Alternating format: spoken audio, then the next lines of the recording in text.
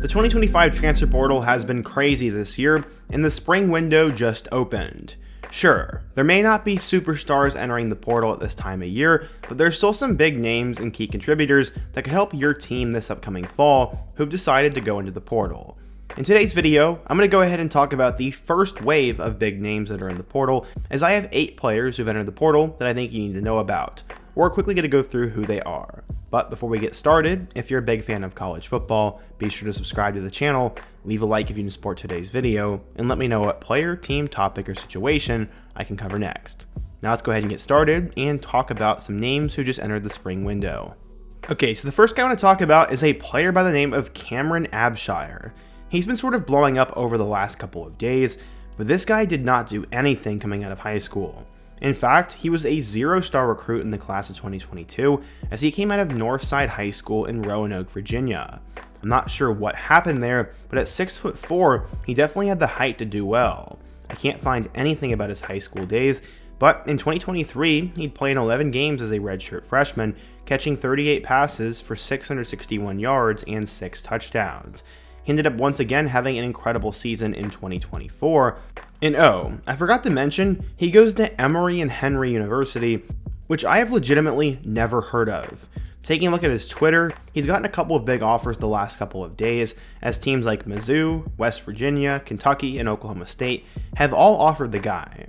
I'm not quite sure where he's going to end up, but man, last season he had over 1,000 yards and 13 touchdowns, and he'll have 2 years to play, and is someone I definitely think could help a team out this fall. Our next guy I want to highlight is a player by the name of Amarion Peterson. He ended up becoming a running back at USC, and was a pretty big deal coming out of high school. The guy was listed as a 4-star recruit, and ended up going to Hershey High School, which is located in Wichita Falls. I hope I ended up saying that right. Coming out of high school back in 2023, he had a really good career, but sort of fell off as a senior, only having 330 yards. But he had blown up as a junior, running for nearly 1,900 yards and 28 touchdowns, and decided to enroll at USC in 2023.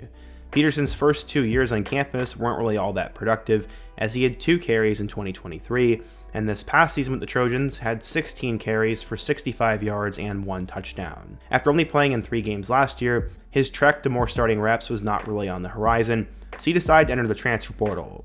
Again, the guy has a decent recruiting pedigree, played for a good school, and has a couple of years of eligibility left. I think he's worth a flyer for a Power 4 team, or at minimum, he could go down to a Group of 5 school and maybe be a top 2 rotational player. I don't know much about him, but he deserves an opportunity. Our third guy I want to take a look at is a player by the name of Wendell Gregory. Coming out of high school, Gregory was a pretty big name, as he went to Walton High School in Marietta, Georgia, and was a part of the class of 2024. Gregory was actually ranked as a top 200 player in his class, and going back in time, he ended up having a really good senior season in which he had 56 tackles, 18 TFLs, and 7 sacks. He also had great athleticism and would decide to go to South Carolina. During his freshman year with the Gamecocks, he ended up becoming an edge rusher after playing linebacker in high school and appeared in 2 total games. He played against both Akron and Wofford and had 1 tackle against the Zips. He ended up having a redshirt season for them, but for some reason, I guess he decided to enter the transfer portal and will try to find a new opportunity. I know South Carolina will be losing some of their edge rushers from last year, but I guess Gregory saw the writing on the wall and either might get a bigger offer somewhere else or might go down a level. That's honestly my opinion. But as a guy who was the number 16 edge rusher in his class, he's a big name and a big pickup for the spring window. We're now about halfway through the video, and we need to talk about Emmett Mosley. He ended up going to Santa Margarita Catholic High School, which is located in California, and coming out of high school, he was actually listed as the number 77 wide receiver in his high school class. Football would run in his blood, as his dad actually played football at Notre Dame, and as a junior, he ended up having 78 catches for 930 yards and 10 receiving touchdowns. Mosley would decide to commit to Stanford, and he had a tremendous freshman season for the Cardinal. Becoming second fiddle to Alik Iomanor, he ended up playing in 9 games, having 48 catches for 525 yards and 6 touchdowns. Against number 19 Louisville, Mosley had 13 catches for 168 yards and 3 scores, and for the most part, this guy was dominant. He was one of the better freshman receivers in all of college football, and with Troy Taylor getting the boot, he decided to enter the portal, and honestly, I think Mosley could go play at any big-time program he wants, and might get a huge NIL deal. He's probably the biggest name to be in the portal right now, and I'm excited to see what he's going to do next season. In Scott Fisher terminology, we have another portal abuser, and this guy is named Langston Anderson. Coming out of Heritage High School in Midlothian, Texas, going back in time, Langston Anderson was actually a really big name. In fact, he was listed as the number 16 wide receiver and the 94th overall player in the class of 2019. He ended up going to Heritage High School, as I said earlier, and he really had big numbers. He had 63 catches for 1,100 yards and 18 touchdowns as a senior, and decided to commit to Oklahoma State. This was a big get for the Cowboys, but Anderson didn't exactly have the greatest career there. As a freshman, he had 1 catch for 8 yards, and then in 2022, he ended up having 4 receptions for 69 yards. I'm not sure what happened the whole time, but I know he had an injury back in 2021, and he would decide to transfer to Texas State. In 2023 with the Bobcats, he would catch 1 pass for 21 yards. Anderson saw action in 2 games in 2024, but somehow, someway has eligibility remaining. He doesn't exactly have the greatest stats in the world, as he literally has 6 catches in 6 years, but for his final year of eligibility, maybe someone will take a chance on him because of his experience and his high school pedigree. We'll have to wait and see though. For our next guy, we need to talk about a quarterback, and his name is Drew Pyne. Currently, he's the biggest quarterback to enter the spring portal window, and I'm sure there'll be a couple of other people to follow him. Going back in time, Drew Pyne was actually seen as a child prodigy, as he got offers while he was in middle school. He went to New Canaan High School in Connecticut, and was actually listed as a big-time recruit.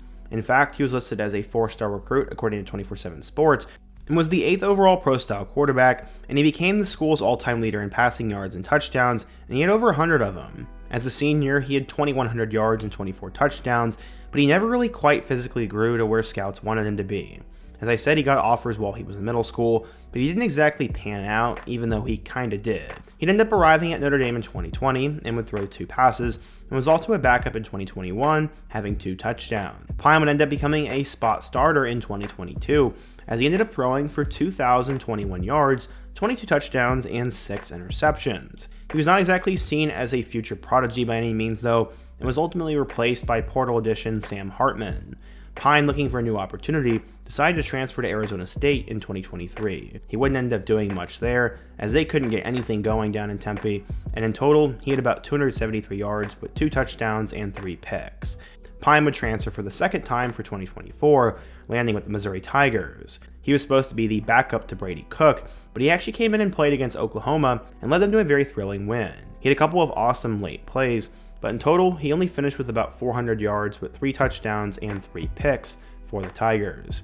Apparently, he had been falling behind in the quarterback room behind Matt Zoller's Sam Horn and Penn State transfer Bo Pribula, so Pyne decided to enter the portal for his final year of eligibility, and I'm sure he'll settle at a Group of 4 program. I know he probably wants to play because he's been on the bench a lot, so expect him to go to a small school and probably get a starting nod. Iowa has always had a knack for finding good tight end prospects, and I truly thought Gavin Hoffman was next up. Coming out of Leawood, Kansas, Gavin Hoffman ended up becoming a 6'5" beast, and he put up really good numbers while he was in high school. He ended up going to Blue Valley Northwest, the same school as Graham Mertz, and in total while he was there, he ended up having nearly 1,500 yards and 15 touchdowns in his last 2 seasons. He was also a basketball player, and was one of those guys who blew up at the last minute. I know Mizzou wanted him really bad. Hoffman would end up choosing Iowa, and honestly there's not a better place for him to go. In his first season last year, he did not see any action on the field, but again, this guy's 6'5", and I think he just wants an opportunity to play. He was also listed as a 4-star recruit on some sites, so he'll definitely have an opportunity to go to another Power 4 program, and might blow up. Who knows, but he was probably stuck in that Iowa tight end pipeline. For our final guy, I need to give major props to Trajan Bridges. This guy has been a huge name in the college football world for a couple of years now, as he was a part of Oklahoma's crazy 2019 class that included Jaden Hazelwood and Theo Weiss Jr. Trajan Bridges was considered a 5-star prospect after coming out of Hebron High School in Carrollton, Texas. He had crazy numbers while he was there and came to Oklahoma, but his time in a Sooner uniform was nothing but trouble. He did have 2 touchdowns his freshman year in 2019, but with just 2 catches in 2020, Bridges was falling behind. He then ended up getting into an altercation, as alongside a couple of teammates like Seth McGowan and Mikey Henderson, they allegedly robbed and beat a local drug dealer, and this got most of them kicked off the team. Trajan Bridges was in hot water and would have to pick his life back up. He could have completely failed and fallen apart, but instead, he got back up and went to East Los Angeles College. He played 11 games and had 762 yards and 8 touchdowns that season. He then committed to Utah out of JUCO, but would ultimately not be able to land there and went to Central Arkansas.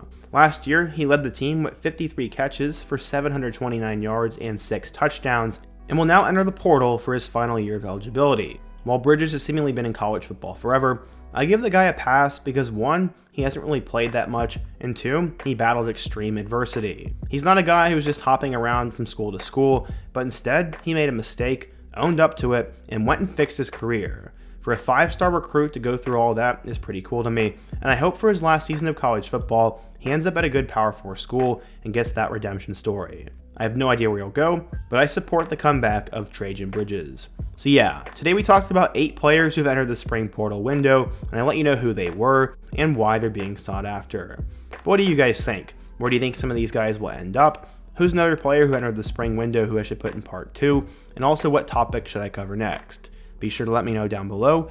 Leave a like if you're going to support today's video, subscribe if you're new, and check out one of the videos on the end screen. Hope to see you guys again soon, but until next time, peace.